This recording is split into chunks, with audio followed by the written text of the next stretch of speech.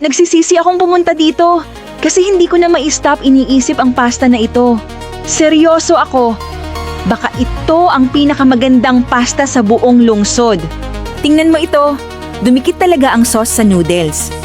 Diyan mo malalaman na totoo ito. Wow, hindi ko ito inaasahan na ganito ang reaction ko. Ito'y hinahalo sa giant parmesan wheel. At sobra ang nagbabago sa lasa. Hindi ito fancy, hindi ito uso, pero sobra ang sarap.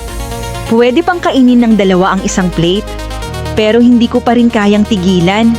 Gawa sila ng pasta araw-araw kaya ganito ang sarap. Hindi ko plano na ubusin ito, pero naubos ko pa rin. Family-owned ito at ramdam mo yun sa bawat kagat. Minsan madaling makaligtaan. At yun ang dahilan kung bakit ganito pa rin ang sarap. Kung mahalaga sa iyo ang pasta, kailangan mo itong isave. Minsan madaling makaligtaan. At yun ang dahilan kung bakit ganito pa rin ang sarap. Kapag nalaman na ng mas maraming tao, magiging mahirap makakuha ng table. Kaya sinasabi ko na ngayon, bago pa malaman ng lahat.